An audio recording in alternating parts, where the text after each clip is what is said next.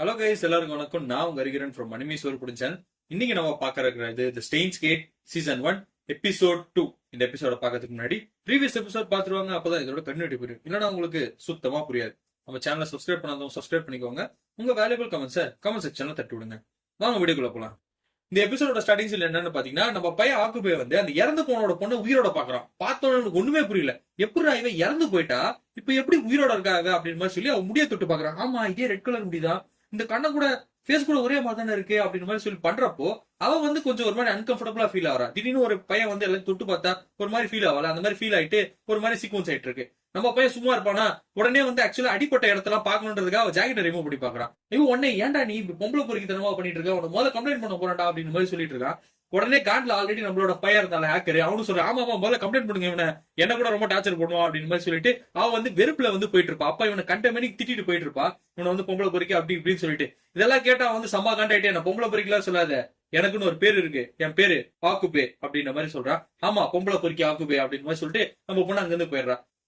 இப்பதான் ஒரு இம்பார்ட்டன்டான ஒரு விஷயத்த சொல்றாங்க. என்னன்னு பார்த்தா, இப்ப இந்த பில்டிங் மேல வந்து ஒரு பெரிய எரிக்கல்லோ ஏதோ வந்து விழுந்தது வந்து பாத்தீங்கன்னா ஒரு பெரிய சேட்டலைட். சோ இந்த சேட்டலைட் விழுந்தனாலதான் அந்த மீட்டிங் வந்து கேன்சல் ஆச்சு. அந்த வயசான ஒரு ஆள் ஒருத்தன் வந்து பண்ணிட்டு இருந்தாருல, அது கேன்சல் ஆயிட்டு இப்ப வேற ஒருத்தர் தான் இந்த மீட்டிங் எடுக்கிறாங்க அப்படின்னு மாதிரி சொல்லி ஒரு சீக்வன்ஸ் ஆகுது. உடனே நம்ம பையனை போயிட்டு அந்த மீட்டிங்ல என்னதான் பண்றாங்க அப்படின்னு மாதிரி சொல்லி பக்கத்துல வந்துட்டு இருக்கான். அங்க பார்த்தா அந்த மீட்டிங் ஆர்கனைஸ் பண்ற பொண்ணே வந்து பாத்தீங்கன்னா அது நம்மளோட கீரசுன்ற பொண்ணு தான் வந்து பாத்தீங்கன்னா இந்த மீட்டிங் வந்து ஹோஸ்ட் பண்றா. அவ வந்து பாத்தீங்கன்னா இருக்கலே ரொம்ப பாப்புலரான ஒரு பொண்ணு. அவ பண்ண ரிசர்ச் ஒர்க் எல்லாமே வந்து பாத்தீங்கன்னா பயங்கரமா பப்ளிஷ் ஆச்சு. இப்ப கீரசு வந்து எல்லாரும் முன்னாடி என்ன எக்ஸ்பிளைன் பண்ணிட்டு இருக்கான்னா, இப்ப ரீசென்ட் டைம்ஸ்ல ஒரு விஷயம் வந்து ரொம்ப இம்ப்ரெசிவா போயிட்டு இருக்கு. என்னன்னு பார்த்தா, ஒருத்த வந்து ஃபியூச்சர்ல இருந்து இங்க பாஸ்டுக்கு வந்துட்டான், அவன் வந்து நிறைய விஷயங்களை பத்தி சொல்லிட்டு இருக்கான். இது எல்லாம் இன்டர்நெட்ல ஒரு பயங்கர வைல்ட் ஃபயரா போயிட்டு இருக்கு. சோ அந்த மாதிரிலாம் நடக்கவே நடக்காது, அதுக்கு சான்ஸே கிடையாது. ஏன்னா அந்த டைம்லைன் கான்செப்ட் அப்படி ஒத்தே வராது அப்படின்னு மாதிரி ஒரு விஷயத்த இந்த பொண்ணு ஒரு பாயிண்டரா எடுத்து வச்சிட்டு இருக்கா. இதை சொல்றதை கேட்டோன்னே நம்ம பையன் சமாகாண்டு. ஏன்னா அவ சொல்றது ஜானை பத்தி தான். ஜானை பத்தி தான் நம்ம பைபிள்ல ரொம்ப இன்ஸ்பயர் ஆகி இந்த மாதிரி ஒரு விஷயத்த கத்துக்கணும், டைம் மிஷினை வந்து கண்டுபிடிக்கணும்ன்ற அளவுக்கு ஒரு சீக்வன்ஸ் போனது இந்த ஜானை பார்த்து தான். அந்த ஆளு இவ்வளவு டிஸ்ரெஸ்பெக்ட்ஃபுல்லா பேசுறதுனால நம்ம பையனுக்கு சமாகாண்டு.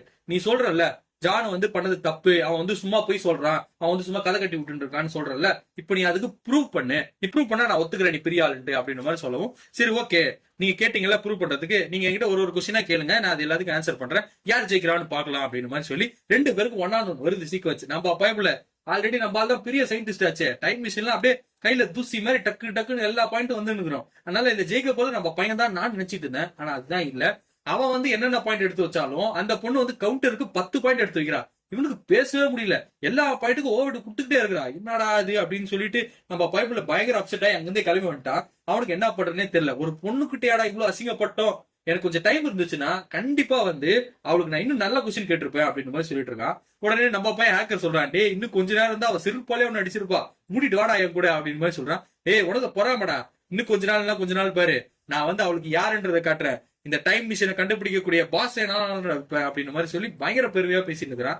இவனுக்கு ரெண்டு பேரும் அங்க வந்து போற நேரம் நம்ம பையனுக்கு ஒரு போன் வருது. யாரா அது அப்படின்னு மாதிரி சொல்லி பாத்துன்னு எங்க காட்டுறாங்கன்னு பாத்தீங்கன்னா, ஜாப்பனீஸ் ட்ரெடிஷன்ல இருக்கக்கூடிய ஒரு கோயில தான் காட்டுறாங்க. அந்த கோயில ஆல்ரெடி நம்மளோட மயூரி இருக்கா, அவ கூடயே வந்து பாத்தீங்கன்னா இன்னொரு பொண்ணு இருக்கா. அவ யாருன்னு பாத்தீங்கன்னா இந்த கோவிலோட பூசாரியோட பொண்ணுங்க.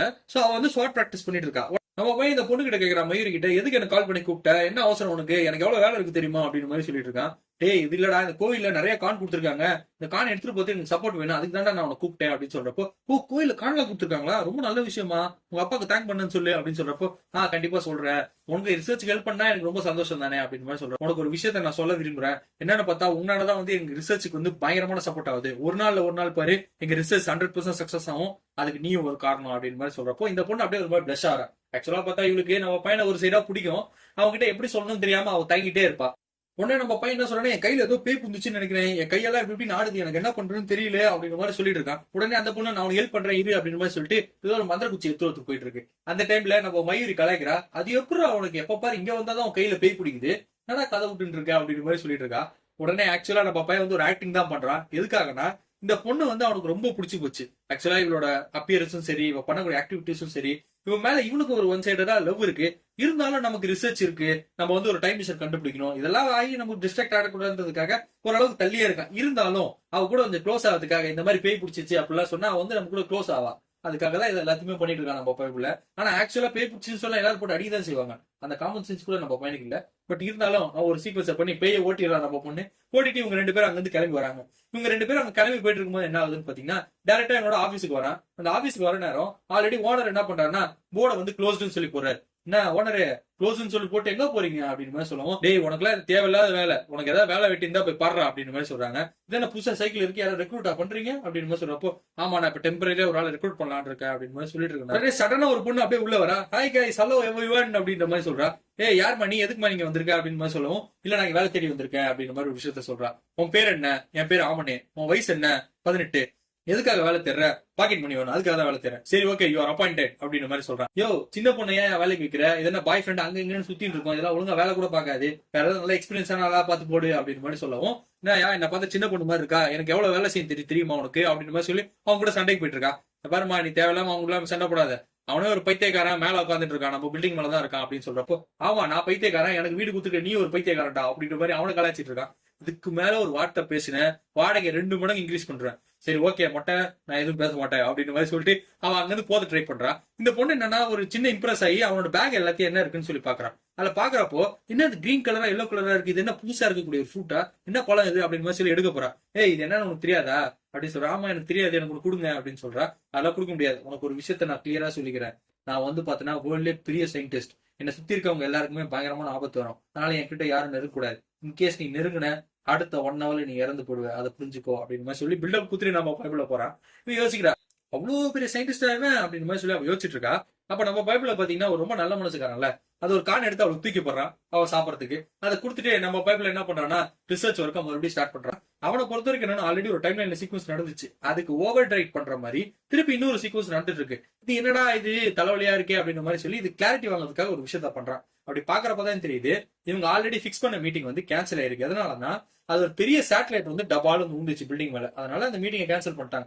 அது திருப்பி போஸ்ட்போன் பண்ணி வச்ச மீட்டிங் தான் இப்ப அந்த பொண்ணோட நடந்த மீட்டிங். ஓகே நிஜமான கேன்சல் தான் ஆயிருக்கு போல இருக்கு அப்படின்ற மாதிரி சொல்லி நம்ம பைபிள் அப்படியே வச்சிட்டு இருக்கான். சரி ஓகே, இன்டெப்தா இந்த சீக்வன்ஸ் என்னன்னு தெரிஞ்சுக்கிறதுக்காக அவன் குருநாதரா நினைக்கக்கூடிய ஜானை பத்தி மீட் பண்ணி பேசணும், அவரோட வெப்சைட்ல போய் கேட்கலாம் குவெரி அப்படின்னு மாதிரி சொல்லி அந்த வெப்சைட் போக ட்ரை பண்றான். அப்படி போறப்ப என்ன ஆகுதுன்னு பாத்தீங்கன்னா, அவர் இப்ப சின்னதா ஒரு இன்ட்ரோடக்ஷன் கொடுத்துட்டு இருக்காரு. என்ன சொல்றாருன்னா, இந்த மாதிரி வந்து நான் ஃபியூச்சர்ல இருந்து வந்திருக்கேன், இந்த மாதிரி எல்லாம் சீக்வன்ஸ் எல்லாம் இருக்கு அப்படின்னு சொல்றப்போ நிறைய மெசேஜஸ் வந்து வந்திருக்கு.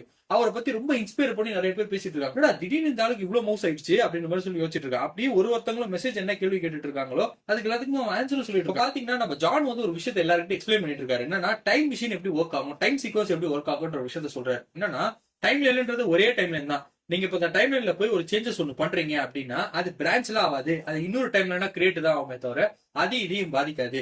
இது ஒரு செப்பரேட் டைம் லைன், அது ஒரு செப்பரேட் டைம் லைன், ரெண்டுத்துமே இன்டர்ஃபியர் ஆகவே ஆகாது அப்படின்ற மாதிரி ஒரு விஷயத்தை இருந்தாலும் சொல்லிட்டு இருக்கான். இதை கேட்டோட நம்ம பையனும் இதெல்லாம் ஆல்ரெடி சொல்லிட்டியா, திருப்பி ஏன் சொல்லிட்டு இருக்கேன், சரி வெப்சைட்ல போய் உனக்கு மெசேஜ் போடலான்னு தான் ட்ரை பண்ணிட்டு இருக்கேன், எங்கேயும் கிடைக்க மாட்டேங்குதுன்னு சொல்லி அவன் ட்ரை பண்ணிட்டே இருக்கான்.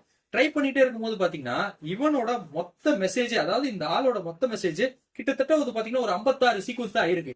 56? இந்த ஆள் 10 வருஷமா இந்த வெப்சைட் வச்சு ரன் பண்ணிட்டு இருக்கான், வெறும் 54 என்ட்ரி தான் இருக்கு, என்னடா நடக்குது இங்க அப்படின்னு மாதிரி சொல்லி நம்ம பைப்ல யோசிச்சுட்டு அந்த ஆளோட புக்கை தேடி போயிட்டு இருக்கான். அந்த ஆளோட புக்கு எங்கேயும் காணுமே அப்படின்னு மாதிரி போன் பண்றான் நம்மளோட பையன் டாருக்கு. டேய் மச்சான் எங்கடா இருக்கு அந்த ஆளோட புக்கு, ஜானுது அப்படின்னு சொல்றப்போ, யார் புக்குடா சொல்ற, ஜானா, அந்த மாதிரி ஒரு புக்கே இல்லையாடா அப்படின்றான். என்னடா சொல்ற, அந்த மாதிரி ஒரு புக் இல்லையா அப்படின்ற மாதிரி சொல்லி நம்ம பையனுக்கு அப்படியே பைத்தியமே பிடிக்குது.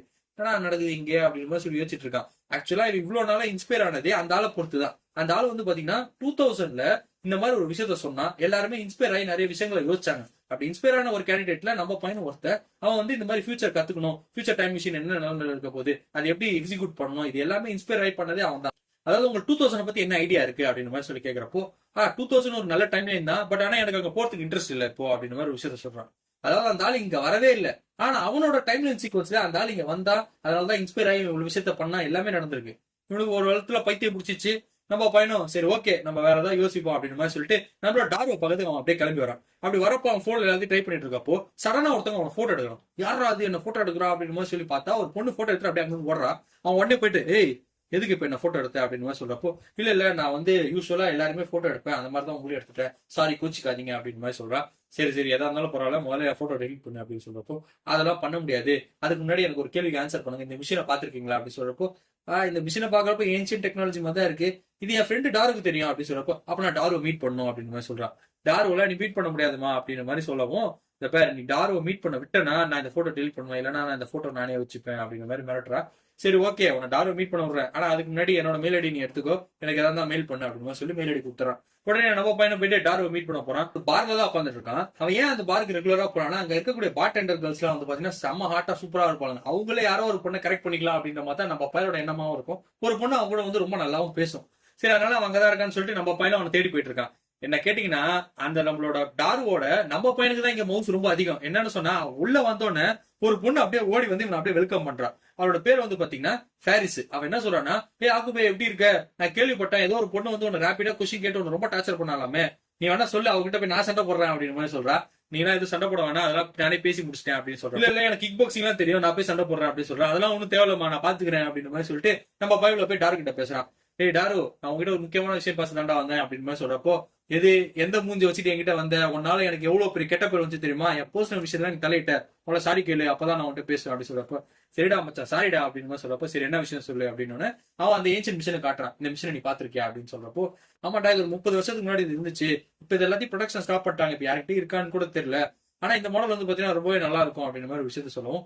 ஓகே இதை பத்தி ஒரு பொண்ணு என்கிட்ட கேட்டுட்டு இருந்தாடா அப்படின்னு மாதிரி சொல்லி யோசிச்சுட்டு இருக்கப்போ, கீரிவுன்னு சொல்லிட்டு அந்த பொண்ணோட பேரு. அந்த பொண்ணு என்ன பண்றாங்கன்னா இவங்க கிட்ட ஒரு மெயில் மாதிரி ஒன்று அனுப்பிச்சிருக்கா, இந்த மாதிரி அந்த மிஷின் தெரிஞ்சுச்சுன்னா எனக்கு முதல்ல அவனோட கான்டாக்ட் டீடைல்ஸ் எல்லாத்தையும் அனுப்பி நான் அவங்ககிட்ட பேசிக்கிறேன் அப்படின்னு மாதிரி சொல்றப்போ, அந்த மாதிரிலாம் எதுவும் இல்லமா அப்படின்னு மாதிரி சொல்லி அவருக்கு ஒரு மெயில போட்டு விட்டுறான். இங்க கட்டணம் என்ன ஆகுதுன்னு பாத்தீங்கன்னா, அங்கிருந்து டைரக்டா நம்மளோட ஹாக்குபேவும் நம்ம ஹேக்கரும் வந்துட்டு அடுத்த ரிசர்ச் என்ன பண்ணலாம் சொல்லி வச்சுட்டு இருக்காங்க. அப்ப அதே மாதிரி வாழைப்பழம் எக்ஸ்பெரிமெண்ட் தான், வாழைப்பழத்தை எடுத்து உள்ள விடான்றான். டேய் இது அவளுக்கா இருக்கக்கூடிய வாழைப்பழம்டா, நீ திருப்பி எடுத்து உள்ள வச்சுனா அவன் கத்துவாடா அப்படின்னு மாதிரி சொல்றப்போ, அதெல்லாம் நான் பாத்துக்கிறேன், நீ எடுத்து உள்ளவே, சரி ஓகே ஒரே ஒரு வாழைப்பழம் போதும், மத்ததை அங்க வச்சிடலாம் அப்படின்னு மாதிரி சொல்றான். டேய் இதெல்லாம் ஓ வீட்டு வாழைப்பழமாடா, அவளோட வாழைப்பழம் தானே, உனக்கு என்னடா அப்படின்னு சொல்றப்போ, ஏன்டா டேய் பசிச்சா நான் கூட தான் தின்னுவேன், கம்னுறா அப்படின்னு மாதிரி சொல்லிட்டு வாழைப்பழத்தை உள்ள வச்சு மிஷினை ஸ்டார்ட் பண்றாங்க.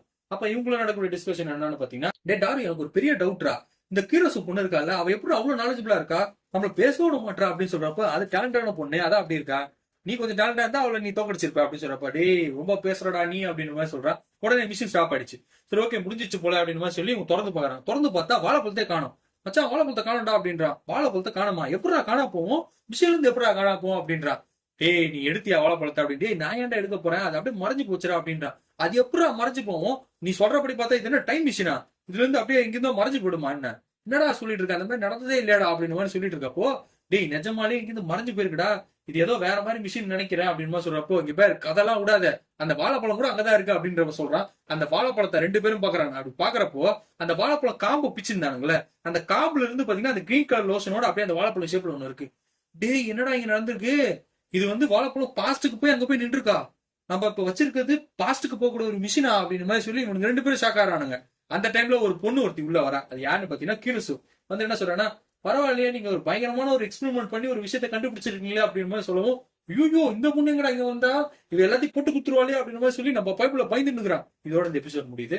அடுத்த எபிசோட் இன்ட்ரெஸ்டிங்கா இருக்கு, அதை நாளைக்கு பார்க்கலாம். Bye from Hariharan from anime சோறு சேனல்.